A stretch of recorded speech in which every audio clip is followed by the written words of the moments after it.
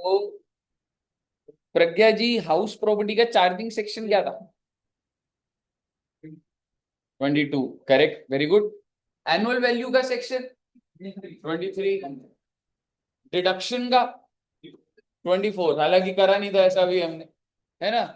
और हम लोगों ने 23 के अंदर क्या देखा था बच्चे? 23(1)(a) expected rent, 23(1)(b) GAV is higher of expected or actual, 23(1)(c) if because of vacancy actual rent is less than expected rent then actual rent। फिर हम देखा था part of the year let out, part of the year vacant, part of the year let out, part of the year self occupied. Part of the year let out, part of the year self occupied में GAV कौन से section से निकलता था? 23(1)(b)। ज्यादा दिमाग लगाने का ही नहीं, जो भी हायर था भाई आ गया। बहुत अच्छी बात है जी। एक्सपेक्टेड रेंट का फॉर्मूला क्या था बच्चे? म्युनिसिपल वैल्यू और fair value whichever is higher but can not exceed standard rate. ठीक है, जैसे कि 100 रुपए म्युनिसिपल वैल्यू, 150 रुपए fair value, and standard rent is 60। So what is expected rent? 60, क्योंकि वो 100 150 हायर, 150 पर 60 से ऊपर जाएगा नहीं, 60। And actual rent is 10। So what is GAV? 60। Actual rent 10 है, तो उससे क्या फर्क पड़ रहा भाई? एक्सपेक्टेड 60 हो गया, विच एवर इज हायर हो गया। तो हमने ऐसी बातें कर ली थी, आपको ध्यान हो। अब मैं कहानी को आगे बढ़ा रहा हूं बच्चे, और कहानी को आगे बढ़ाते हुए हम एक हेडिंग लिखेंगे आज, that is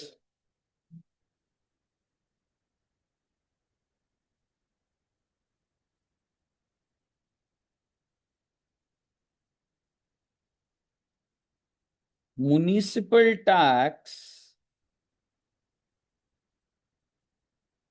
paid bye owner. Oh my God sir, ये क्या होता है सर? अभी दिखते बेटे, एक बात बताओ, आप जिस घर में रहते हो उस प्रॉपर्टी के ऊपर कोई टैक्स लगता है क्या? जिस घर में रह रहे, क्या बोलते हैं उसको? प्रॉपर्टी टैक्स, उसको म्युनिसिपल टैक्स भी बोलते। कितना अमाउंट होता है, आइडिया कुछ? हाँ, मतलब कितना बड़ा घर है, क्या है ना, कितना एरिया में होगा। बट ऐसे जनरली कितने रुपए, अगर जनरली बोलो, लाखों में जा रहा है ऐसा कुछ, ऐसा है? हाँ हाँ, क्लोज टू दिस ही होता। ठीक है, तो कह सकते हो मोटा मोटी मैक्सिमम 4-5 हजार, 8 हजार शायद से क्वार्टरली जाता है ये। ठीक है, तो 5-6 हजार रुपए क्वार्टरली का जाता है। तो क्या बहुत बड़ा अमाउंट है? ठीक ठीक अमाउंट है, ठीक ठीक अमाउंट है कोई, ऐसा कोई ज्यादा भी नहीं। ठीक है, तो सर आप एक चीज समझिए, क्या मैं कह सकता हूं कि एड्यू जंक्शन रेंट पे करता है? तो लैंडलॉर्ड के एंगल से आप बताइए, मैंने उनको 1.5 लाख रुपए महीने का दिया, साल का कितना हो गया? 18 लाख रुपए। इस प्रॉपर्टी का टैक्स जाता होगा, प्रॉपर्टी टैक्स या म्युनिसिपल टैक्स? बिल्कुल जाता है। कौन देता होगा? क्या वो टेनेंट देगा या वो लैंडलॉर्ड देगा? लैंडलॉर्ड, ओनर देगा। हालांकि वो बोल दे कि आपको देना पड़ेगा, नहीं है तो कोई बात नहीं, खाली करो, तो वो आपस में नेगोशिएशन की बात है। पर मार्केट में जो ट्रेंड है वो ये है कि भाई वो आप ही दो। अब कोई अटक जाए तो अटक जाए, बट एक जनरली क्या है, जो ओनर है जिसकी ये प्रॉपर्टी है वही हैंडल करेगा। ठीक है बच्चे, तो क्या मैं कह सकता हूं, मैंने जैसे जो हमारे लैंडलॉर्ड होंगे नाम गुलशन जी है, तो गुलशन जी को वैसे एक्चुअल रेंट कितना मिला? 18 लाख रुपए। और मान लो उनका म्युनिसिपल टैक्स कितना बैठ रहा है? 1 लाख रुपए। तो क्या इस 1 लाख का जब वो पेमेंट करेंगे, क्या उसकी डिडक्शन मिल जाएगी? सर हाँ बेटे हाँ, क्योंकि आप याद करिए, आपने जब फॉर्मेट बनाया था तो पहले जीएवी निकाला था। जीएवी में से लेस क्या हो रहा था? Municipal tax. पूरी लाइन नहीं लिखूंगा लेकिन बहुत इंपॉर्टेंट है, पेड और दूसरी बात ओनर। तो म्युनिसिपल टैक्स जो भी होगा वो माइनस हो जाएगा, और आंसर क्या आ जाएगा बच्चे? NAV, that is net annual value. Supposedly GAV is 100, municipal tax is 40, तो एनएवी बता दो रे, 60 रुपए आ जाएगा। सरकार कह रही है ले लो डिडक्शन, क्या दिक्कत वाली बात? जो भी प्रॉपर्टी के ऊपर आप टैक्स दे रहे हो माइनस करा देंगे आप। क्लियर है बच्चे? अब इसका डिटेल्ड एनालिसिस। अभी कौन सा प्रीवियस ईयर चल रहा है बताएंगे आप? कौन सा?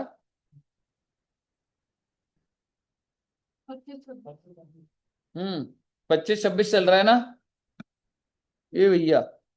चलो स्टेप बाय स्टेप बोल देता हूं। अभी फाइनेंशियल ईयर कौन सा चल रहा है?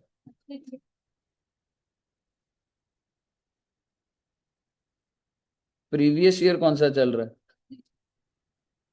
और असेसमेंट ईयर 24-25 ना, अरे नेक्स्ट ईयर होता है वो। Assessment year is next year to previous year बेटे। यहां तक क्लियर है? मैं आपको सिर्फ इसलिए बता रहा था कि पता होनी चाहिए असेसमेंट ईयर क्या होता है, नेक्स्ट ईयर टू प्रीवियस। मुद्दे की बात ये होना। मुझे बताओ कौन सा प्रीवियस ईयर खत्म हो गया। तो let's suppose in previous year 24-25, मैं 24-25 की बात कर रहा हूं बेटे। 24-25 में municipal tax due, look there is a difference between due and payment. Due क्या होता है? पेमेंट करनी है। पेमेंट क्या होती है? कर दी है। Municipal tax due is 5,000। कौन से साल का? फॉर 24-25। म्युनिसिपल टैक्स पेड नील इन 24-25। क्या आप मुझे डिडक्शन ऑफ म्युनिसिपल टैक्स बता सकते? कितनी डिडक्शन मिलेगी?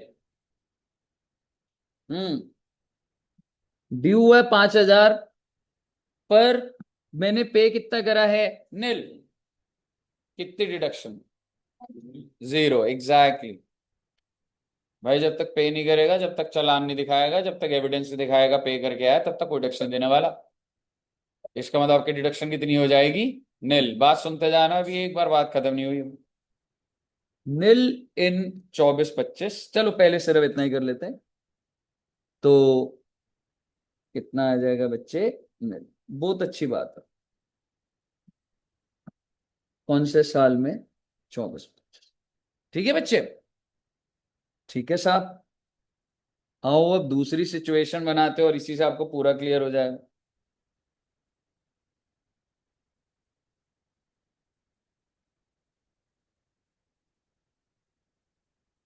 म्युनिसिपल टैक्स ड्यू 18-19 का 100, 19-20 का 500, 20-21 का 600, 21-22 का 200, 22-23 का 800,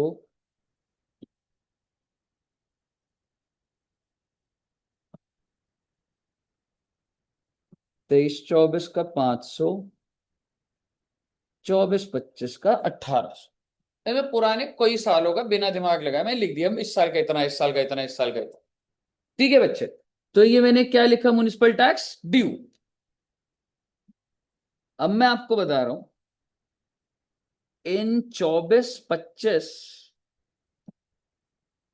municipal tax is paid rupees, इन सब का टोटल ले लेते। ठीक है ना? 1,800 का नहीं ले रहा मैं, इन सब का ले रहा हूं। ये सबका ये जो ड्यू था, but it is paid in 24-25। पहले तो आप ये समझो, यानी कि जो 18-19 में ड्यू था, क्या मैंने 18-19 में पे करा? तो क्या 18-19 में डिडक्शन मिली होगी? नहीं मिली हो। लेकिन ये मैंने पे करा, म्युनिसिपल टैक्स पेड रुपीज कितना है दोस्त? 2,700। कौन से साल में?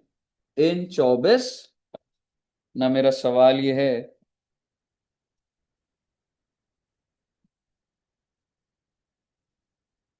Deduction of municipal.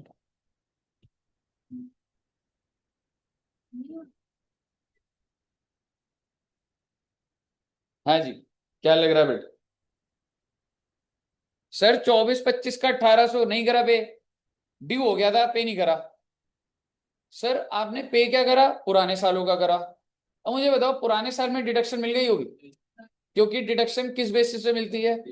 पेमेंट। तो आज कर रहे हो तो ले लो डिडक्शन। सीधी सी बात है, जितना ऑफिस में जाके जमा करोगे डिडक्शन ले लो उस साल में। किस साल का मुझे कोई फर्क नहीं पड़ रहा इस बात से।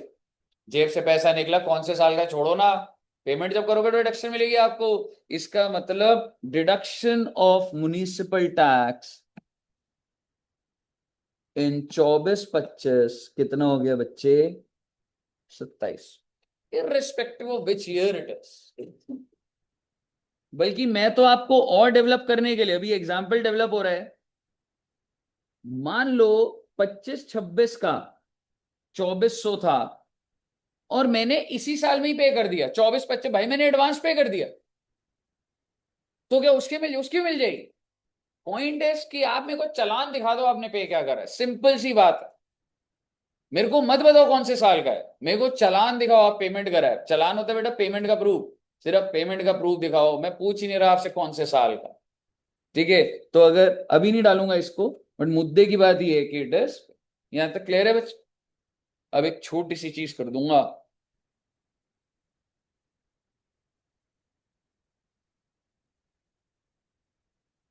Will your answer be different if ₹2700 is paid by tenant? Oh my God, 2700 की पेमेंट हुई है, हाँ हुई है। प्रॉपर्टी के लिए हुई है, हाँ हुई है। कौन से साल में हुई है? 24-25 में हुई है। कौन से पीरियड की? पुराने सालों की। लेकिन ओनर ने पेमेंट नहीं करी। ओनर ने बोला टेनेंट को पे कर दे, नहीं तो खाली कर दे जगह। टेनेंट ने बोला मैं कर देता हूं। मुद्दे की बात ये है that it is paid by tenant. तो अब आपका आंसर क्या है? Will you get any deduction? Exactly, deduction will not be allowed because it is paid by 10। Keywords वही है बेटे। पहला क्या था? पेड, और दूसरा क्या है बच्चे? ओनर। उसी को एनालिसिस करा रहा हूं।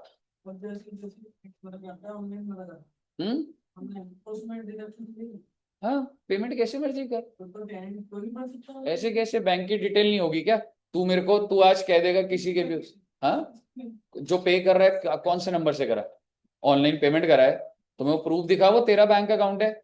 मैं कैसे मान लूंगा? तेरा बैंक नहीं है तो तूने पेमेंट नहीं करी भाई साहब। बिल्कुल फर्क पड़ता है, जब डिसअलाउ कर दूंगा फर्क पड़ जाएगा तेरे को। ऐसे आप ये बोलो मैंने अपने दोस्त को बोला, ये सब थोड़ा ना चलता है जिंदगी में। समझ रहे? किसने पेमेंट करा, बैंक डिटेल दिखा। चालान जो दिखाएगा उसमें ये होना चाहिए कि इट इज पेड बाय, किसने पे करा, और फर्दर डिटेल में घुस जाऊंगा बैंक अकाउंट किसका। समझ रहे? इतना डिटेल अगर केस फंसता है तो चली जाती है। समझ रहे? आपको लग रहा है अरे सर मैंने तो पे कर दिया ना, वो प्रॉपर्टी टैक्स वाला खुश है मेरे पास पैसे आते, पैसे आ गए। इनकम टैक्स वाला थोड़ा ना खुश होगा। तू डिडक्शन मांगने जा रहा है, तू पहले प्रूव कर कि तूने पे करा। समझ रहे? प्रॉपर्टी टैक्स वाले को क्या फर्क पड़ता? आप कैश लेके जाओ, 10 लोगों को बोलो भाई 100-100 रुपए जमा कर दो, वो पैसा आ रहा है उसके पास। उसने थोड़ा ना आपको डिडक्शन देनी है कुछ करना, तो पैसा जीता। इनकम टैक्स तो ज्यादा वो चीज है ना कि भाई डिडक्शन मिलेगी आप। समझ रहे? बताइए, क्लियर है बच्चे? चलिए तो एक बार इसको नोट कर लो बच्चों। कर लिया? एक बार कर लो, कोई बात नहीं। ठीक है, फिर एक एग्जांपल और बनाऊंगा, फिर अब हम लोग क्वेश्चन देखेंगे थोड़े से एक दो।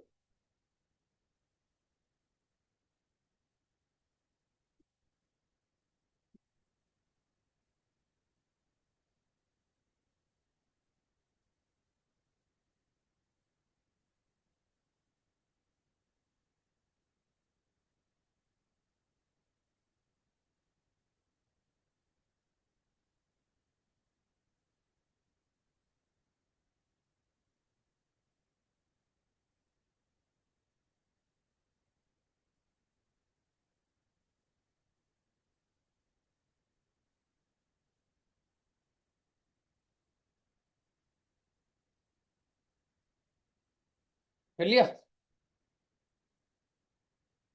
एक अच्छा एग्जांपल बनाते हैं, फिर देखते हैं कि अब उसका क्या है। बस कॉन्सेप्ट तो हो ही गया वैसे। अच्छा, अगर बच्चे एक बात बताओ, आज अगर मैं फ्यूचर के 10 साल का भी पे कर दूं, ठीक है, तो क्या मुझे करंट ईयर में डिडक्शन मिल जाएगी? मिल जाएगी, बिकॉज प्योरली मेरे को सिर्फ आप पेमेंट का प्रूफ दिखा दो, मेरे को साल मत बताओ आप। मैं सिर्फ देखूंगा किस दिन पेमेंट करी, वो साल डिसाइड हो जाएगा। अब तुमने आज पेमेंट करी, आज क्या डेट है सपोज करो 23 अगस्त, तुमने मुझे ये दिखा दिया पेमेंट 23 अगस्त की है, तो साल डिसाइड हो जाएगा 25 26। अब मुझे जानना ही नहीं हो किस साल का है। तो पुराने 100 साल का है, वो आगे के 100 साल का है, भाई तूने पे कर दिया ना, डिडक्शन दे दूंगा तेरे को। समझ रहे हो? Whether it is of previous years, preceding years और फ्यूचर ईयर्स, इररेलेवेंट। पेमेंट का प्रूफ दिखा दे बस, जिस साल में पेमेंट का प्रूफ है जमा कर दूंगा, डिडक्शन दे दूंगा पूरी। 5 करोड़ पे कर दे, 5 करोड़ डिडक्शन मिल जाए। तो बोले वो तक किराया ही नहीं है, जीएवी है 1 लाख, पेमेंट कर दी 2 लाख, हाँ तो लॉस आ जाएगा। मैं अभी बनाएंगे कंप्यूटेशन सारी।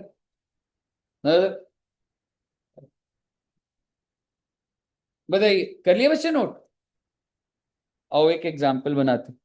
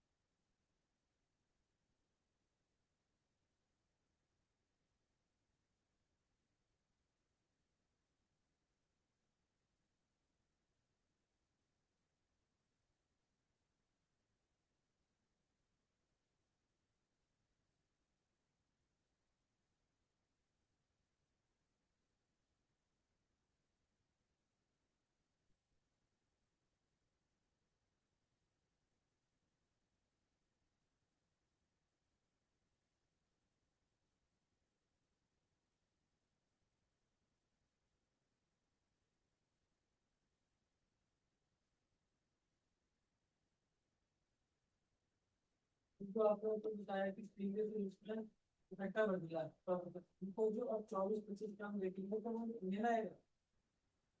पेमेंट 24 25 में गए थे, 24 25 में मिलेगी ना पेमेंट। अगर 24 25 1800 नहीं मिलेगा तेरे को, जब ये ड्यू था और तूने पे ही नहीं करा, इसकी नहीं मिलेगी। पर ये सारे तो पे करे, इसकी मिल जाएगी, नेक्स्ट ईयर मिल जाएगी। म्युनिसिपल टैक्स पेड इन,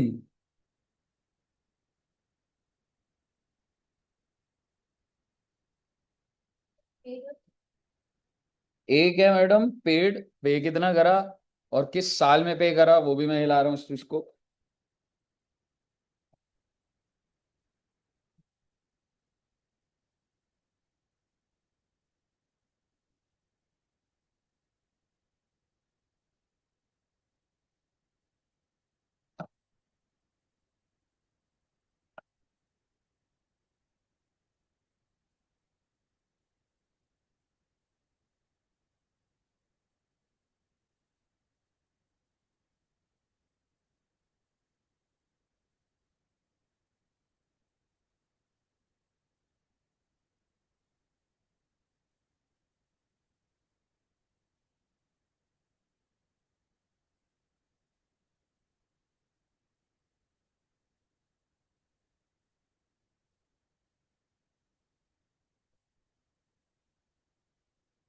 चौबीस पच्चीस में मैंने पेमेंट करी है, तो 3 बार है, तो उससे क्या फर्क पड़ता है?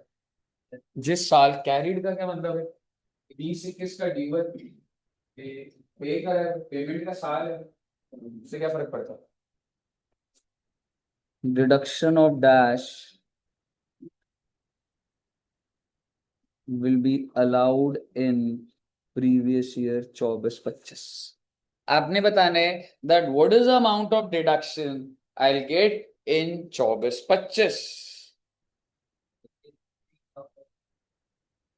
हाँ जी, 10 लाख।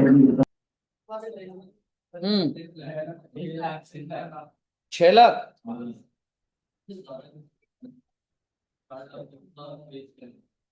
अच्छा, एक बार चलो आंसर, हाँ क्या कह रहे दोस्त? सो व्हाट, मैं कह रहा हूँ ना, पेमेंट तो तुम तो चालान दिखा मेरे को नहीं देखना वो, ड्यू व्यू नहीं देखना मुझे, चालान पेमेंट दिखा मेरे को, डिडक्शन दे दूंगा मैं तेरे को, समझ रहे? वो ठीक है, आप कह रहे हो सर हो कैसे सकता है या वो है, वो छोड़ना है, एक बार पेमेंट पकड़ना हो। हाँ, कितने की डिडक्शन? अच्छा एक बार, एग्जैक्टली आपका बिल्कुल आंसर करेक्ट है, मैं अगर आपको प्रिसाइसली बोलूं, मेरे लिए ड्यू रेलिवेंट भी है, रेलिवेंट तक नहीं है मेरे लिए, मेरे लिए रेलिवेंट है पे कितना करा और किस साल में करा।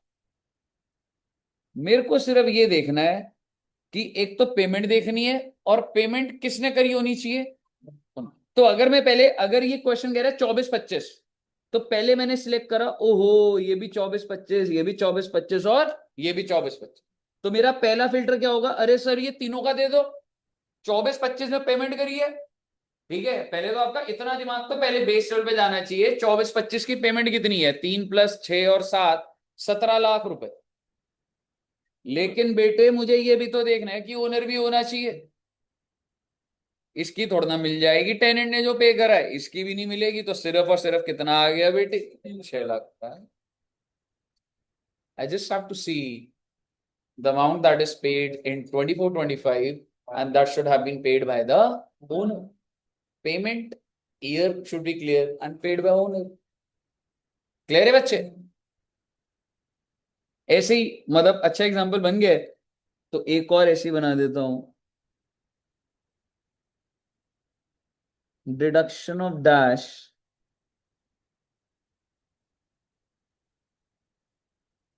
will be allowed in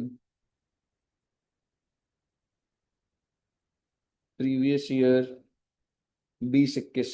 oh my God, कुछ ना मिलेगी भाई, कोई पेमेंट नहीं करी आपने 20-21 में। Very good, deduction of dash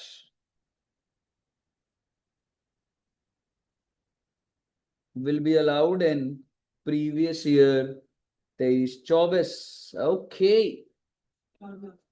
exactly, because you have to see payment, you have to see owner deduction.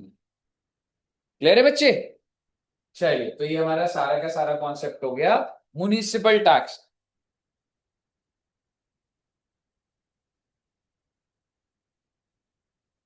यहां तक क्लियर है? अब मैं एक एग्जांपल बना रहा हूं, फिर हम लोग क्वेश्चन प्रैक्टिस करेंगे, देखेंगे कि कैसे सॉल्व हो रहे। ठीक है, एक दो बातें और करूंगा, लेकिन आज हम एग्जीक्यूशन करेंगे कि कैसे लिखा हुआ है। बट एक एग्जांपल बनाते, municipal value 8 lakh, fair value 12 lakh, standard rent not applicable, actual rent 15 lakh. बहुत अच्छी बात है जी।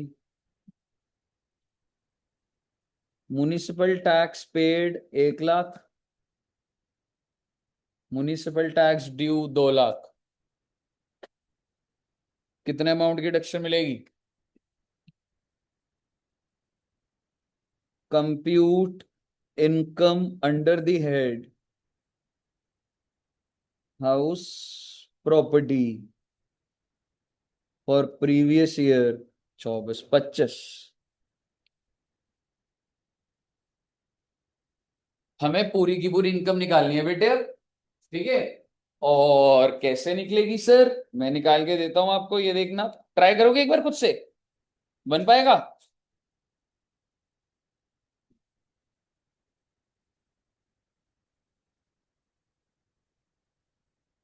सबसे पहले हम जीएवी निकालते हैं,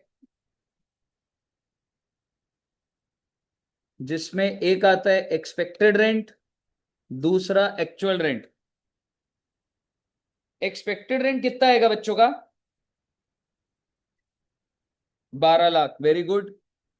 और एक्चुअल रेंट 15 लाख। और मैं ऊपर ही लिख रहा हूं ये, that it is higher of expected और एक्चुअल, आपको पेपर में वर्किंग नोट बनाना पड़ता है that how you have derived expected rent. ठीक है, अभी तो मैं लॉजिक बना रहा हूँ, बट हमें बहुत प्रोफेशनल तरीके की प्रेजेंटेशन देनी पड़ती। ऐसे नहीं है आपने माइंड में करा लिख दिया नंबर कट जाएंगे। कैसे डिराइव करा इसको, एक वर्किंग नोट बनेगा यहाँ पे, वर्किंग नोट नंबर 1 जो कि नीचे बनेगा, that expected rent is higher और म्युनिसिपल वैल्यू, आप प्रोविजन लिखेंगे, फिर आप वहां पे लिखेंगे, फिर उससे एक्सपेक्टेड रेंट आ। ठीक है, तो दिस और this whichever is higher, कितना आ गया बेटा, 15 लाख, बहुत अच्छी बात है। इसमें से माइनस क्या होगा बच्चे, पूरा लिखना पड़ेगा जिंदगी में, सिर्फ म्युनिसिपल टैक्स लिखोगे नंबर कट जाएंगे। Municipal tax paid by owner how much, 1 lakh. फिर क्या आ जाता है, एनएवी, हाँ, GAV minus municipal taxes, NAV, NAV stands for, okay, बस बेटे फ्लो में आ गए हो बेटे आप। एनएवी के बाद क्या होता था, हाँ सर ये तो मैंने अभी तक करा नहीं, अब मैं आपको यही चीज समझा रहा हूं। Deduction under section 24, and that's 24A and 24B। और 24A क्या था बच्चे, जी 30% ऑफ एनएवी। अब मैं आपको इसका लॉजिक देता हूं। एक बात बताइए, क्या एक प्रॉपर्टी के अंदर बेसिक मेंटेनेंस काम चलता रहता है? कभी सर कोई फैन खराब हो गया, ठीक है, कभी कोई स्विच चेंज करना है, कभी प्लम्बर आ रहा है, कभी कारपेंटर आ रहा है, कभी कभी होता है बेटे। अभी रिसेंटली मेरे एक फ्रेंड है, उसके घर पे एसी चल रहा था, एसी में आग लग गई बेटे।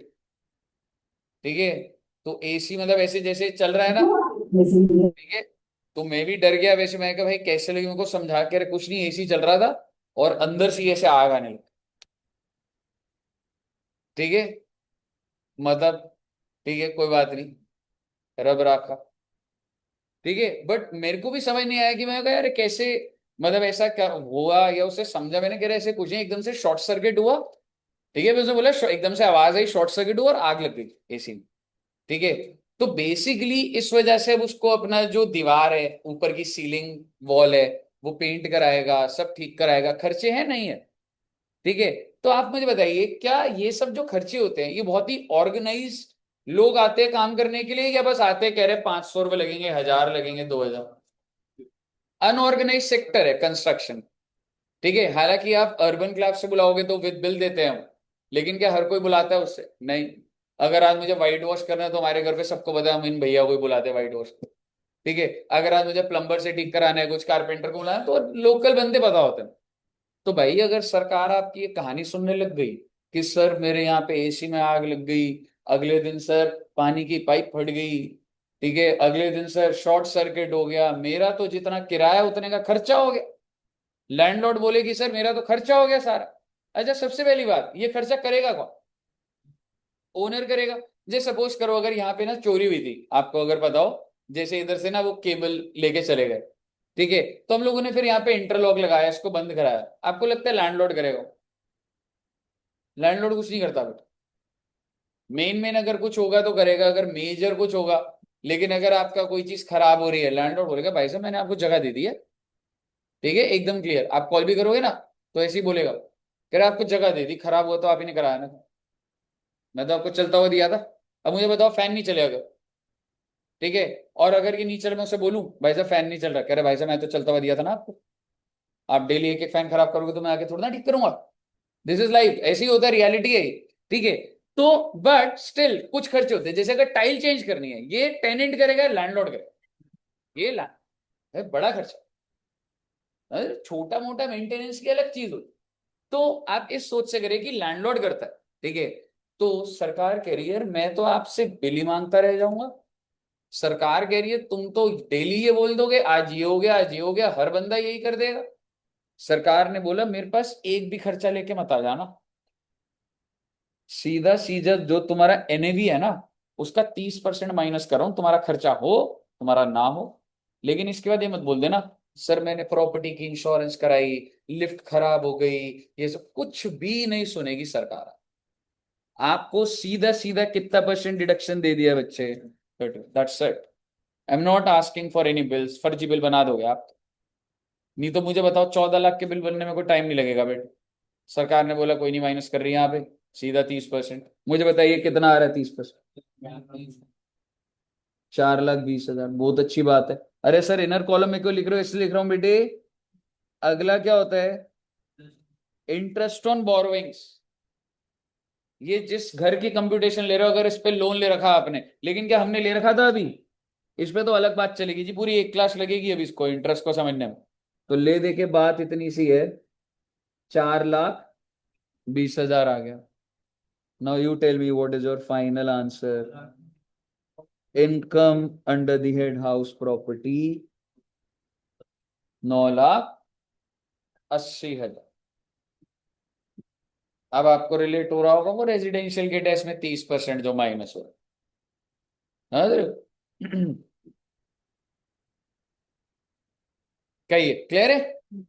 ठीक है, तो ये सेटअप है। अभी इसके अंदर कॉम्प्लेक्सिटीज आती रहेंगी, लेकिन हाँ स्ट्रक्चर यही है। ठीक है, अब हम क्या करते हैं बच्चे, कुछ क्वेश्चंस प्रैक्टिस कर।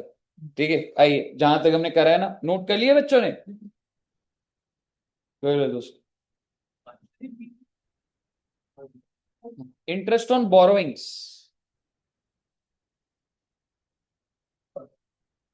आप ऐसे लिख सकते हैं, मतलब ऐसे जरूरी नहीं है, पर लिख लोगे तो। मैं सिर्फ होम लोन की बात कर रहा हूं जी, कार लोन की बात थोड़ा ना करूंगा। है होम लोन के ऊपर जो ब्याज होगा वो माइनस हो जाएगा। ले देखिए, अब आप इतने रिफाइन हो चुके हो, आपको अगर मैं बोलूं तो आपको सिर्फ दो खर्चों की डिडक्शन मिलती है नाम से। पहली है म्युनिसिपल टैक्स, दूसरा है इंटरेस्ट ऑन बोरोइंग। इसके अलावा सरकार कोई खर्चा नहीं सुनेगी। आप क्लियर है बच्चे? ओके, कर लिया note?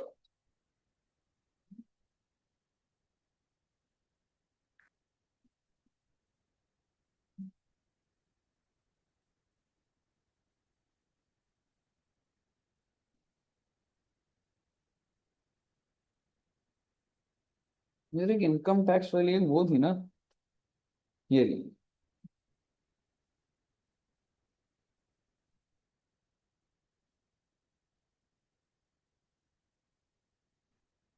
Page number 189।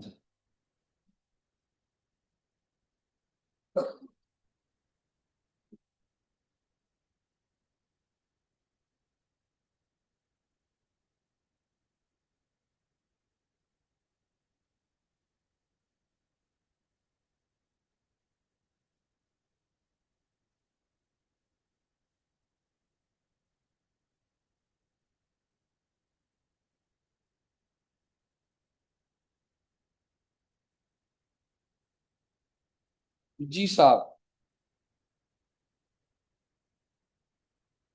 Illustration number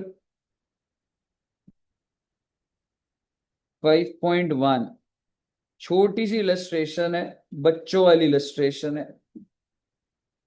पहले सॉल्व कर दीजिएगा। हाँ जूम करो।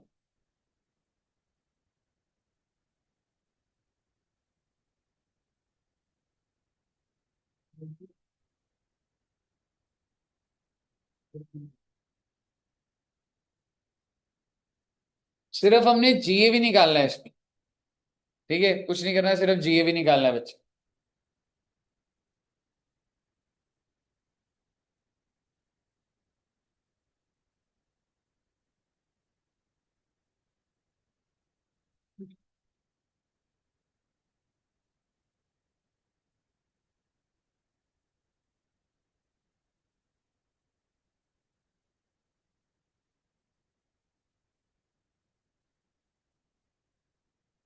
अलग अलग केसेस हैं, केस नंबर 1, केस नंबर 2।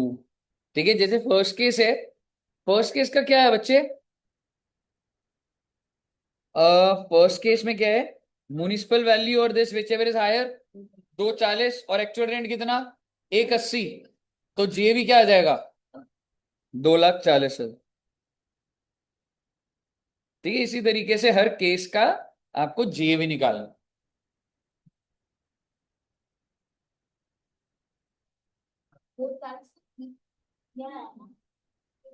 हाँ, ईयर आ गया, एक्चुअल रेंट 180, जीए भी क्या होता है? Whichever is higher.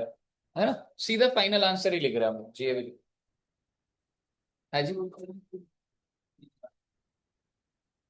आ गया। लिख लो, सारे लिख लो एक बार, एक एक केस कर लो, फिर आंसर दिखा दूंगा सीधा, किसी पे अटकोगे तो बता दूंगा।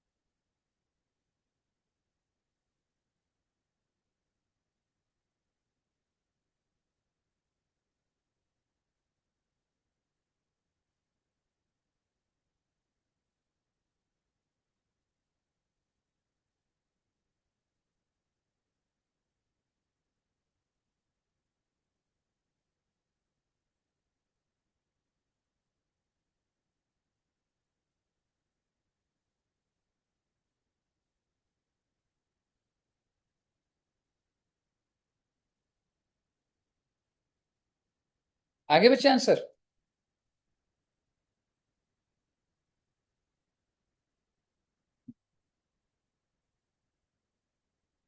आ गया, सब क्या है ना, दिखाऊं एक बार आंसर दिखा दूं।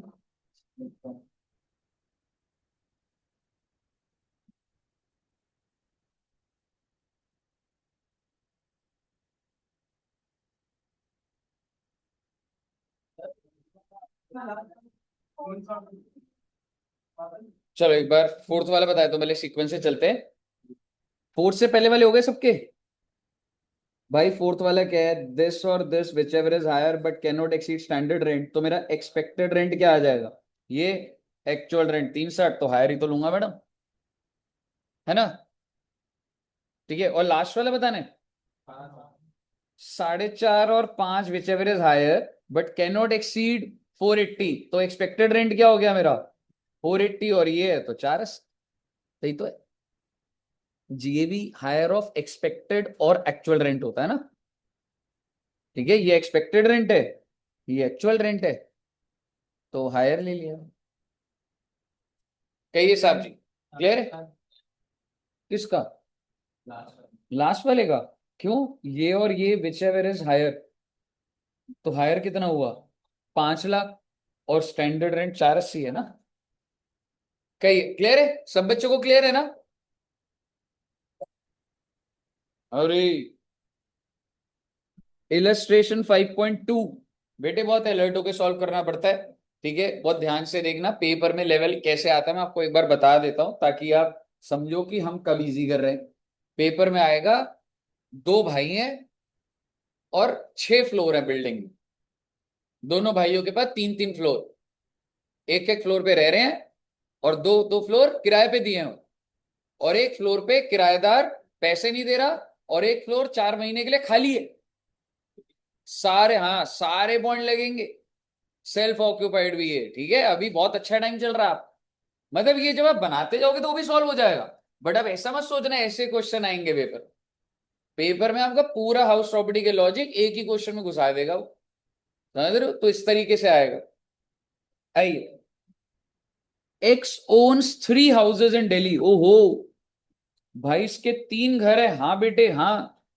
Particulars of which are as under house number 1, house number 2, house number 3, और हाउस नंबर 1 में ये यूनिट्स भी दिया हुआ है, 2 यूनिट है, फ्लोर कह सकते हो आप इसको। हालांकि आप फ्लोर सुनते ही आप बोलोगे मैंने तो कुछ सुना ही नहीं, फ्लोर में क्या कंप्यूटेशन हो, पर अभी वो काम भी नहीं आएगी, बच्चों वाली बात है कुछ। इसमें कितने यूनिट है और इसमें कितने हैं, ओ माय गॉड 3। अब आप जरा, ठीक है, फ्लोर वाले को एक बार ये यूनिट्स को इग्नोर करते हुए, म्युनिसिपल वैल्यू दी हुई है 120, fair value 1.5 lakh, standard rent, क्या आप इसके बेसिस पे एक्सपेक्टेड रेंट निकाल पाएंगे। Very good, 1,30,000। क्या आप मुझे एक्चुअल रेंट बता पाएंगे? एग्जैक्टली बस आपको ये ध्यान रखना। आप देखेंगे ये जो रेंट था वो पर यूनिट था। हम जल्दबाजी में क्या करते थे, हम 70,000 ले लेते, लेकिन 70,000 एक यूनिट का है, तो 2 यूनिट का क्या है बच्चे, 140। अच्छा सर यहाँ पे तो पर यूनिट का, तो ये पूरी प्रॉपर्टी का भाई, जहां पे पर यूनिट लिखा नहीं है वहां क्यों मान लूंगा मैं? समझ रहे हो? तो बस आपको ये एनालाइज करना था। तो अब आपका जीएवी क्या आ गया? 140। म्युनिसिपल टैक्स कितना है रे? Oh my God, due but not paid, कुछ ना मिलने का। एनएवी क्या आ जाएगा? 140। 140 में से 30% माइनस कर दोगे। अच्छा, हमने निकालना क्या है, एक बार और चीज बोलता हूं, compute the annual value of the above house. तो बेसिकली वो क्या निकाल रहा है बच्चे, annual value stands for NAV. Sir 30% नहीं देना, नहीं देना बेटा। जब क्वेश्चन क्वेश्चन आपसे हाउस प्रॉपर्टी इनकम पूछ रहा है, क्वेश्चन एनएवी पूछ रहा है, सीधा दिस माइनस म्युनिसिपल टैक्स करो ना बस। समझ आ गया आपको? सॉल्व कर दीजिएगा। पूरा क्वेश्चन सॉल्व करना है, मैं आंसर भी सामने रख रहा हूं, कोई दिक्कत नहीं, रेफर करते करते करो। ऐसे ही बना दे। जब हम प्रॉपर बड़े क्वेश्चन देखेंगे, फॉर्मेट तो वैसे जो हमारा मेन चलता है वही है, इस क्वेश्चन में ऐसे ही कर सकते। अभी मत बनाओ, ठीक है, अभी इसके आगे के क्वेश्चन में देखेंगे अब। ये क्वेश्चन में सिर्फ मुझे पर यूनिट का थोड़ा सा रेलेवेंस बस बताना था।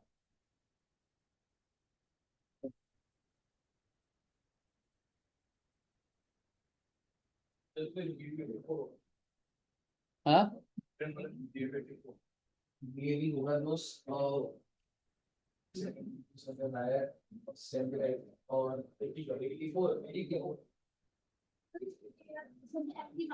84, सॉरी 84,000, 84,000 ही होगा एग्जैक्टली, वहां पे 3 से 8,000 last year paid in this year 9 था, एग्जैक्टली जो पेमेंट करी है आपने 8 है।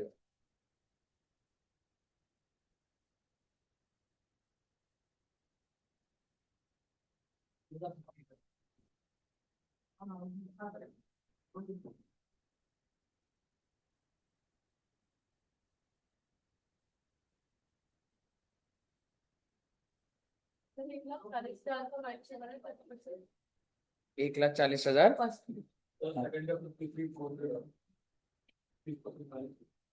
20% माइनस मत करना दोस्त, उन्होंने सिर्फ एनएवी बोला है, ठीक है, उन्होंने बोला था कैलकुलेट एनएवी, वो आपसे पूरी हाउस प्रॉपर्टी इनकम नहीं पूछ रहे।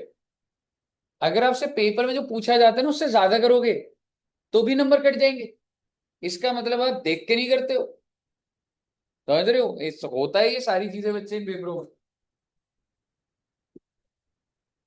हाँ,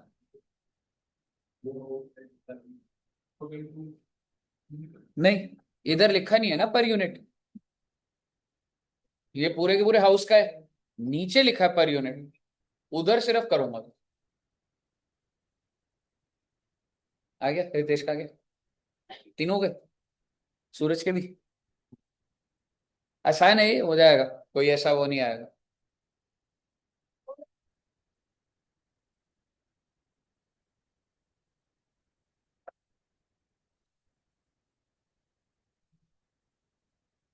सीएम में आज सीएस के बच्चे ऑफ पर है ना थोड़े से, सीएस वाले भी आए, कौन कौन? दिव्या नहीं आई? नहीं आप तो आए हो ना, मैं कह रहा हूँ कौन नहीं आया? कौन? हाँ, गुरशरण नहीं आई, दिव्या और सनी नहीं आया।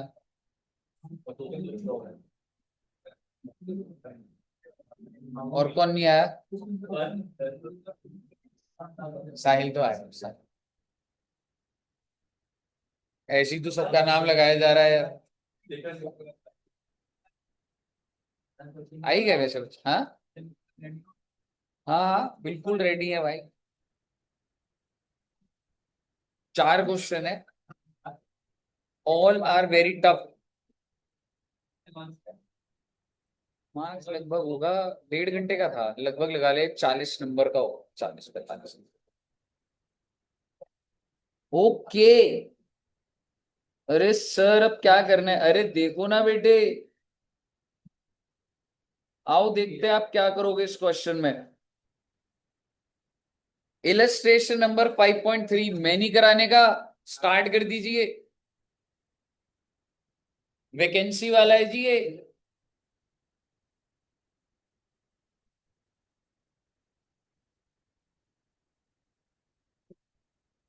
क्या हुआ, डाउट आ रहा है? क्लियर है ना? क्या हो गया, परेशान क्यों हो गए आप?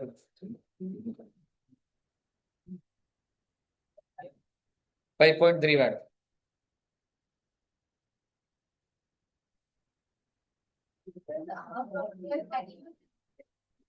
क्या कह रहे हो? हाँ तो एक्चुअल दिया तो है। Has been let out for 12,000 per month. 12 weekend भी है मैडम। हाँ, वैकेंसी का भी लॉजिक लगा लेना। स्टेप बाय स्टेप करो बेटे।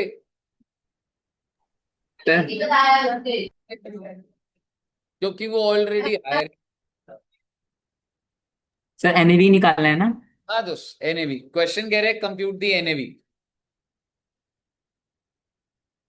आराम से करिए, एक्सपेक्टेड रेंट निकालिए, एक्चुअल रेंट निकालिए, फिर देखिए क्या 23(1)(c लगा, नहीं लगा तो हायर लेके खत्म कर दो बस। Expected rent is 120।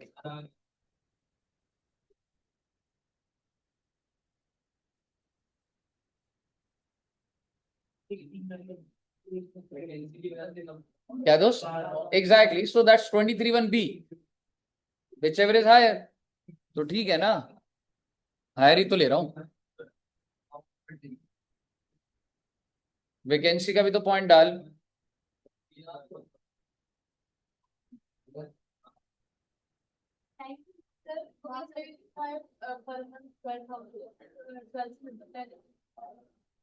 आगे भी तो पढ़िए, वेकेंट कितने महीने के लिए? तो इसका मतलब 12,000 इंटू 11 से ही करूंगा ना, ठीक है ना? पूरा वो ध्यान से बहुत ही अलर्ट होके देखना पड़ता है ना। हाँ, वो भी देखेंगे, वो अपने अपने मॉड्यूल से जैसे वो है। अभी एक कॉन्सेप्ट बन जाए फिर वो तुम करोगे तुम। और म्युनिसिपल टैक्स कितना बच्चे माइनस करा? ओके, तो 92,000 आ गया होगा जी। हो गया सब बच्चों का? खत्म नहीं हुई अभी बात। इलस्ट्रेशन 5.4 क्या बोल रहा है कि ऊपर का एग्जांपल चलते रहने दो। प्रॉपर्टी वेकेंट कितने महीने है? 3 महीने। अब क्या आंसर आएगा, वो ये कह रहा है, अब इन्हें भी निकालिए। अब आप वो 12,000 इंटू 11 नहीं करोगे, 12,000 इंटू 9 करोगे, और फिर देखोगे क्या वैकेंसी वैसे कम हो गया, अगर हो गया तो एक्चुअल। ओके, आराम से करो बेटे, कोई जल्दबाजी नहीं है बेटे।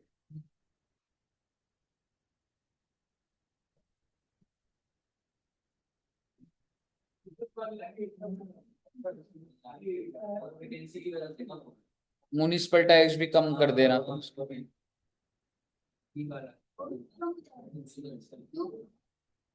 वैकेंसी की वजह से ही तो है ना बच्चे। 1,08,000 हो गया। मैंने एनए भी निकालनी है ना। देख, एक्सपेक्टेड रेंट आ गया तेरा, एक्चुअल रेंट ये है। क्या ये वैकेंसी की वजह से कम है? हाँ। तो तू जीएवी जब निकालेगा, उसमें लिख देगा कि तेरा जीएवी कैसे आया, एज पर 23(1)। और क्या लिख देगा, 1,08,000, और उसमें से माइनस कर दे 40,000, ये municipal tax. 68,000, final answer 68,000। House property अच्छा हेड है, और फ्लो बनता है, और वो चीज है। हो गया बच्चों?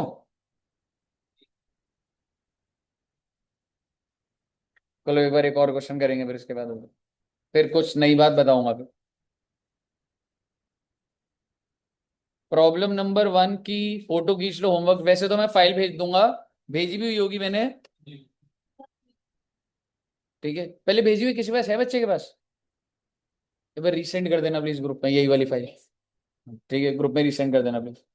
ठीक है, प्रॉब्लम नंबर 1 ना बच्चे आराम से हो जाएगा, ठीक है, सेम वही लॉजिक से। आइए इलस्ट्रेशन 5.5, 195। इस वाले में क्या है? सेल्फ ऑक्यूपाइड है बस ये वाला वो है जिसमें सेल्फ ऑक्यूपाइड हो रहा है। आराम से पढ़िए, आराम से सॉल्व करिए।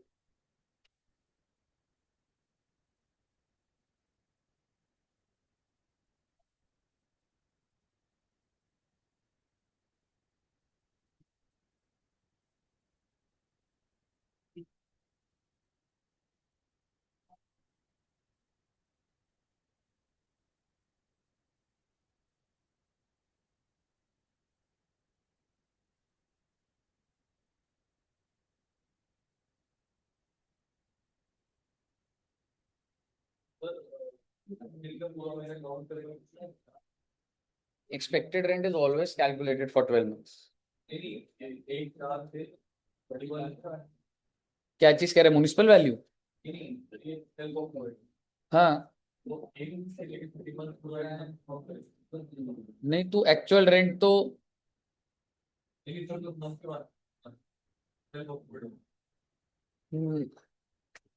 एक्सपेक्टेड रेंट निकाल पहले। एक्सपेक्टेड रेंट पूरे 12 महीने का निकाल, एक्चुअल रेंट 1 अगस्त से निकाल। अगर गिवन नहीं है तो इसके ऊपर एप्लीकेबल नहीं है। आ गया?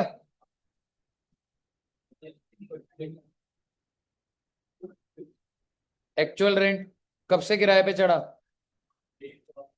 1/4 से। क्यों? सेल्फ ऑक्यूपाइड 1 अगस्त से चढ़ा है,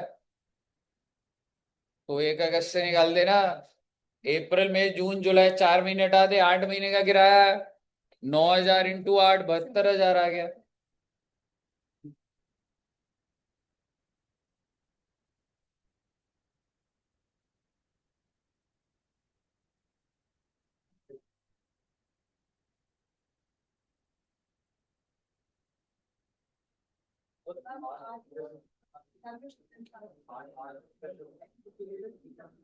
यार आराम से समझ भाई, तू मुझे कहानी बता दो, छोड़ 8 कैसे होगी। ये बंदा कितने महीने बिस्तर आ रहा है अपने घर पे रहा है? कितने मंथ्स? तो कितने महीने किराए पे गया होगा? वही तो लिखा है। आगे बच्चे, भाई 2 मिनट का ही है, 5.6 भी कर लो, मतलब एकदम फ्लो बन जाएगा। फिर अब कुछ अलग बात करते हैं फिर इसके बाद।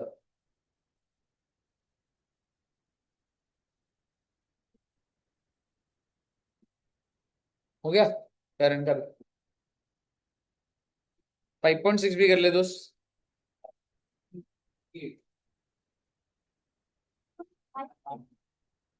5.5 के पास 5.6 भी कर।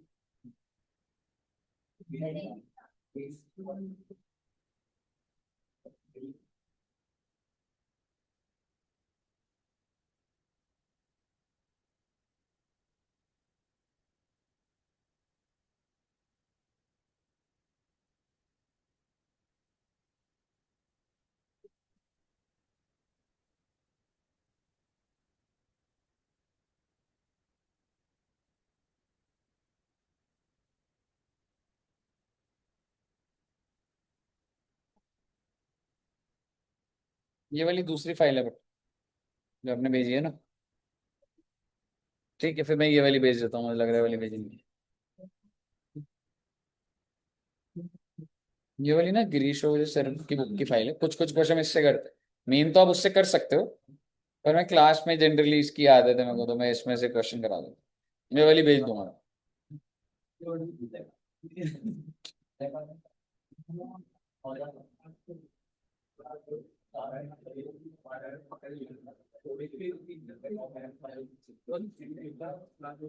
है दोस्त? आ गया? 88 आ गया सबका? ओके, तो आइए सर जी, काफी प्रैक्टिस करी बेटे आपने। आई होप यहां तक सब बच्चों को क्लियर होगा। अब मैं आपका दिमाग थोड़ा सा और चलवा रहा हूं। देखो भाई, अगर आप जिंदगी में कभी घर खरीदोगे तो उस घर का तीन चीजें हो सकती है लाइफ में। मान लो तुम्हारे नाम पे एक प्रॉपर्टी है, क्या करोगे उस प्रॉपर्टी का? कह सकता हूँ, एक आप बोलोगे कि सर हम उस घर में रह लेंगे। Exactly exactly. अगर आप रह लोगे तो मैं उसको क्या बोल रहा हूँ? Self occupied. But let me update you further. अगर मेरे पास 5 घर है और मैं पांचों घरों में बोलूं सर मैं किराए विराए पे नहीं चढ़ाता, ताला लगा हुआ है तो लगा, मेरे को झमेला चाहिए ही नहीं, तो मैं उन पांचों घर को क्या बोलूं? सेल्फ ऑक्यूपाइड बोलूं क्या? यस। एक होता है किराए पे दे दिया तो लेट आउट, उसके अलावा सारा सेल्फ ऑक्यूपाइड। मैं देखने थोड़ा ना आता रहूं आप रह रहे हो नहीं रह रहे। किराए पे है तो बताओ, नहीं है तो सेल्फ ऑक्यूपाइड। समझ रहे हो? It's not necessary. आपको क्या लग रहा है इनकम आप बोलोगे सेल्फ ऑक्यूपाइड है, डू यू थिंक कि गवर्नमेंट इतना ज्यादा ट्रैक रख सकती है आप कौन से घर में कब रह रहे हो, कौन से घर में? ये सब थोड़ा ना चल रहा। किराए पर है, हाँ जी किराए पर है, बहुत अच्छी बात, लेट आउट है। किराए पे नहीं है, सेल्फ ऑक्यूपाइड। आप कहीं मर्जी रहो, आपके नाम पे घर है, किराए पे नहीं है तो सेल्फ ऑक्यूपाइड। एक और चीज आ जाएगी जिंदगी में, that is deemed let out. DLO stands for deemed let out. किराए पर नहीं है और इतने सारे घर हैं आपके नाम पे, तो हम मान लेंगे कि किराए पर। ये सिखाऊंगा आपको कैसे होगा। लेकिन एक इंसान के पास जो प्रॉपर्टी है वो 3 कैटेगरी में हो सकता है। एक है बच्चे सेल्फ ऑक्यूपाइड,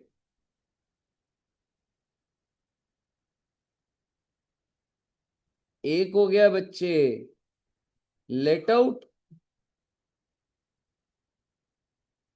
और तीसरा क्या हो जाएगा जी? Deem let out. सर ये क्या बातें कर रहे हो? मैं आपसे पहले ना, जिस घर में आप रह रहे हो, जिस घर में आप रह रहे हो उसको क्या बोलूं मैं आपके साथ? Self occupied. तो आइए पहले सेल्फ ऑक्यूपाइड का सोचते हैं कि सर क्या उसकी भी कैलकुलेशन कैसे होती। सर जी सेल्फ ऑक्यूपाइड में सबसे पहले जीएवी होता है। हाँ बेटे हाँ। आप मुझे बताइए, आप जिस घर में रह रहे हैं आपके नाम पे तो नहीं है, पर आपके फादर के नाम पे होगा, मदर के नाम पर होगा, जॉइंट में होगा, तो उसका जीएवी क्या होगा? जीएवी निकालने के लिए हमें एक्सपेक्टेड रेंट चाहिए होता है, एक्चुअल चाहिए होता है। एक्चुअल तो है नहीं, हम खुद ही रह रहे हैं तो किराया तो है नहीं। तो मुद्दे की बात ये है, सेल्फ ऑक्यूपाइड का जीएवी ऑलवेज नल होता है।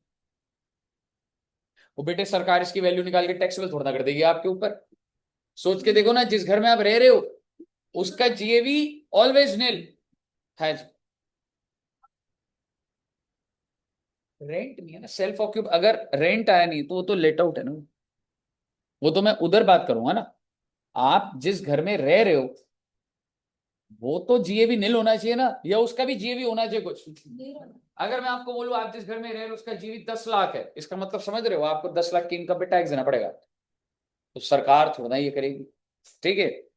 अब आप मुझे बताइए, क्या आप म्युनिसिपल टैक्स पे करते हैं?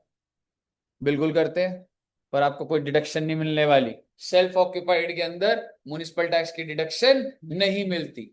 तो आप ये कह सकते हैं ऑलवेज नेल, मैं आप कोई वैल्यू नहीं। सर आप क्या प्रॉपर्टी टैक्स पे कर रहे हो? बिल्कुल कर रहे हो। दूसरा था क्या डिडक्शन मिलेगी? नहीं मिलेगी। जिस घर में रह रहे हो उस घर में नहीं मिलेगी। समझ रहे हो? क्या आंसर आएगा बच्चे? नील आ जाएगा, एनएवी आ गया नील। अब इसके बाद बताइए लेस स्टैंडर्ड डिडक्शन। हाँ पहले डिडक्शन लिखते पूरा proper. Deduction under section 24। 24A क्या था? Standard deduction at the rate of 30%। ये तो ऑब्वियस बात है ना, नीली आएगा। पर बेटे एक बात बताओ, जिस घर में आप रह रहे हो ऐसा हो सकता है आपने लोन ले रखा है बेटे, तो क्या उस लोन के ऊपर ब्याज दे रहे हो, क्या वो माइनस हो जाएगा? नील, ऑलरेडी नील है, उसमें माइनस हो जाएगा? हाँ बेटे हाँ। तो सर ये इनकम नहीं आई, ये तो लॉस आया? हाँ बेटे लॉस आया। तो सर क्या ये लॉस किसी और इनकम से सेट ऑफ हो जाएगा, फायदा मिल जाएगा? हाँ मिल जाएगा। लॉस के भी फायदे हैं जी। अगर आपको लॉस हो रहा है और अगर कहीं से आपको कोई इनकम आ रही है तो उस इनकम को कम दिखाएगा, तो टैक्स तो कम पे करना पड़ेगा ना। तो बेसिकली आप ये कह सकते हैं कि पॉइंट नंबर इसमें क्या लिखूंगा मैं, इंटरेस्ट ऑन बोरोइंग्स जो हम सीखेंगे ये माइनस होगा। And let me tell you, या तो 30,000 रुपए या तो 2 लाख रुपए मैक्सिमम।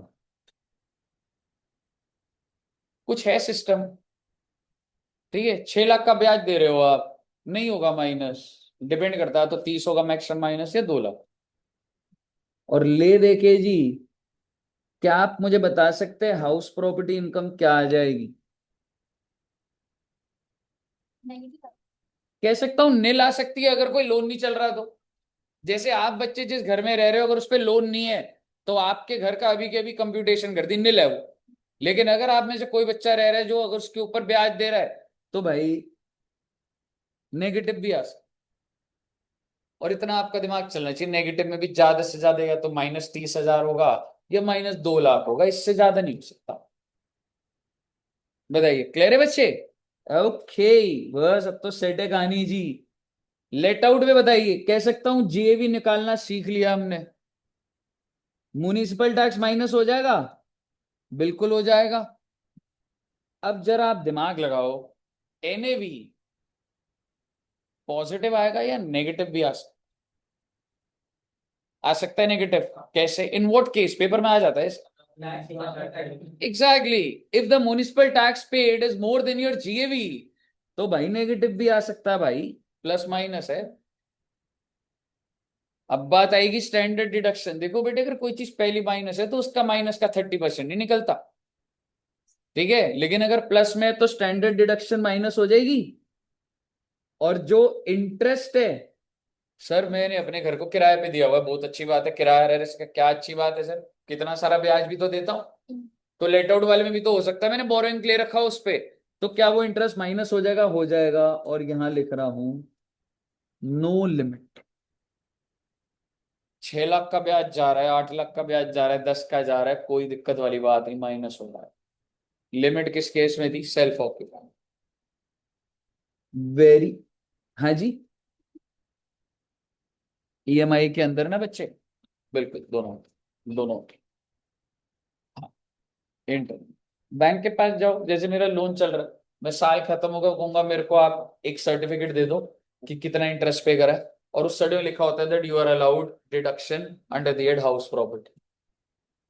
सर्टिफिकेट नहीं, नेट बैंकिंग के अंदर ही डिडक्शन ऑफ हाउस प्रॉपर्टी वाला एक कॉलम बना हुआ, ठीक है। आप मुझे बताइए क्या आंसर आएगा बच्चे? कह सकता हूं प्लस माइनस कुछ भी हो सकता, ठीक है जी। लास्ट पॉइंट बच्चे, अब आप डीम लेट आउट का मतलब समझिए, छोटा सा। आप में से कोई बच्चा जिसके नाम पे ही अपना घर है, कोई ऐसा बच्चा? हम्म, चलो अभी मतलब ऑब्वियसली चांसेस कम। कोई ऐसा बच्चा जिसके फादर के नाम पर 2 घर है? वेरी गुड, वेरी गुड, इधर भी है, गुड। कोई ऐसा बच्चा जिसके फादर के नाम पे 3 घर है? Oh my God. अब बच्चे, मैडम आपने ऐसे करके ऐसे कर लिया, आपने कह रहे नजर ना लग जाए। हाँ 3 घर है, 4 घर भी है, 4 नहीं है, 3 है। तो मान लीजिए बच्चे, आपके फादर का क्या नाम है? हाँ, Gajendra Chaudhary. Okay, very heavy name, ठीक है। तो आपके फादर जी जो हैं गजेंद्र चौधरी जी, कह सकता हूं उनके नाम पे कितने घर है बेटा? ओ माय गॉड, ये 3 घर है। लेट आउट है या क्या है वो नहीं देख रहा मैं।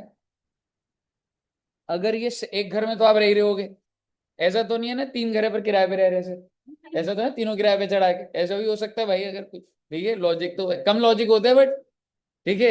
एक घर में तो आप रह रहे होगे सेल्फ ऑक्यूपाइड, एक और घर है उसका क्या कहानी है बच्चे, रेंट पे, वेरी गुड, पर मैं मान रहा हूं सेल्फ ऑक्यूपाइड। और तीसरे घर का जो भी कहानी है मैंने मान लिया सेल्फ ऑक्यूपाइड। मैडम ने बोला सर हमें रेंट वेंट की कोई दिक्कत नहीं है। ठीक है, एग्जैक्टली, पैसा बहुत है, आपको कभी जरूरत हो तो बताना, आपको भी दे दें। ठीक है, तो सरकार, आप सोचिए अगर एक इंसान अपने नाम पे घर लिए जा रहा है और किराए पे नहीं दे रहा, क्या इससे जो लोग को किराए पे चाहिए क्या उनके लिए दिक्कत वाली बात नहीं? क्या इससे रेंट का रेट बढ़ नहीं जाएगा मार्केट के अंदर? तो सरकार कहती है सेल्फ ऑक्यूपाइड है, बहुत अच्छी बात है, एक घर तो परिवार के साथ रहने के लिए चाहिए, बहुत अच्छी बात। दूसरा भी सेल्फ ऑक्यूपाइड सरकार कह रही है बहुत अच्छी बात है, 2 घर हो गए।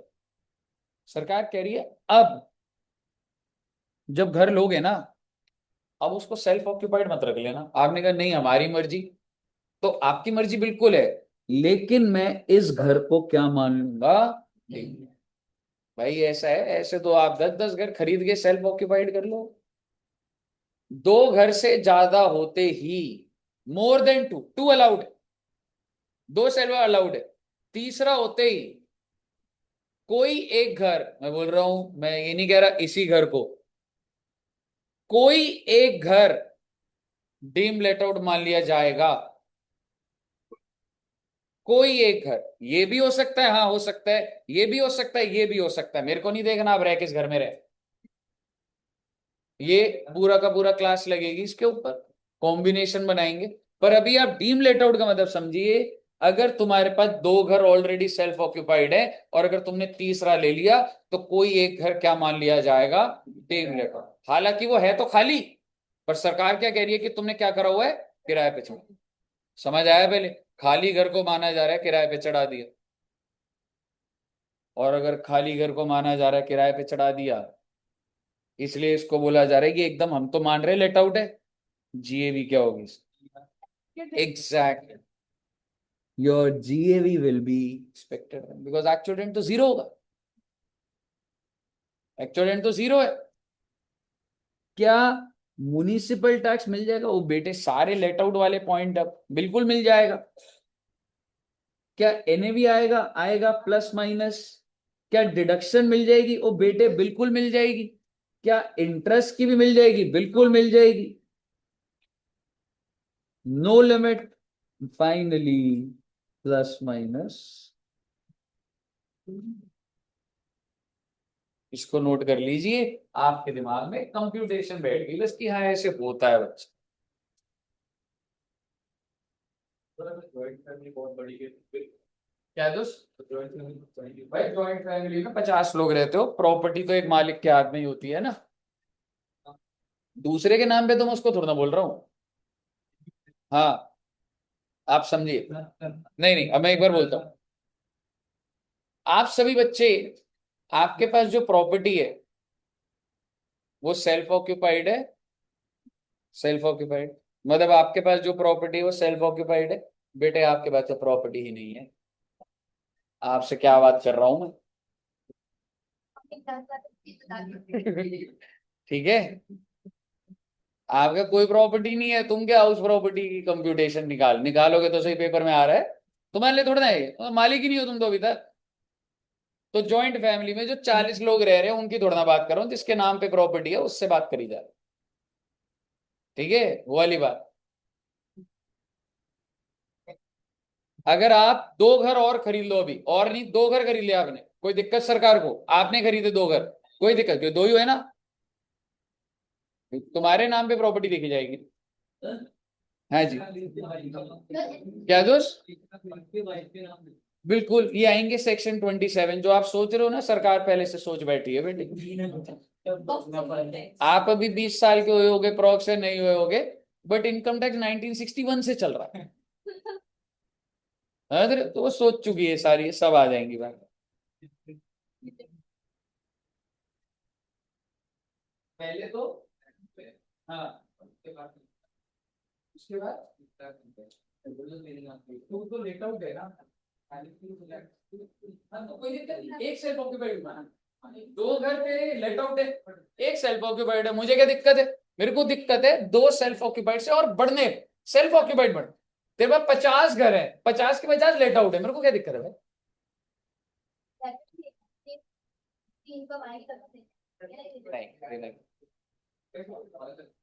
बताइए, क्लियर है बच्चे? तो सर जी बेसिकली आपके पास काफी डेटा आ गया, ठीक है। अभी आपको कोई क्वेश्चन तो ऐसे जो मैंने दिए बस वही कर लेना, पर हमने क्लास में प्रैक्टिस कर ली है। नेक्स्ट क्लास में हम लोग क्या चीज डिस्कस करेंगे भाई? इंटरेस्ट की बात करेंगे पूरी, इसकी कंप्यूटेशन बनेगी पूरी, कैसे ब्याज निकल रहा है, बैंक कैसे कर रहा है, क्या चीजें कर रहा है, ठीक है बच्चे? तो यहां तक रखते हैं, नोट्स बढ़िया से बना के रखना बच्चे, एक एक चीज लिखवा रहा हूं आपको, प्लीज नोट्स बहुत अच्छे से बनाना, ठीक है? Okay, thank you very much, bye bye bye. ये जो लिमिट बता रहे थे 30,000 और 2 लाख, ये बता रहे ये तो अभी हम सीखेंगे, सिर्फ तुमने नोट्स बनाए।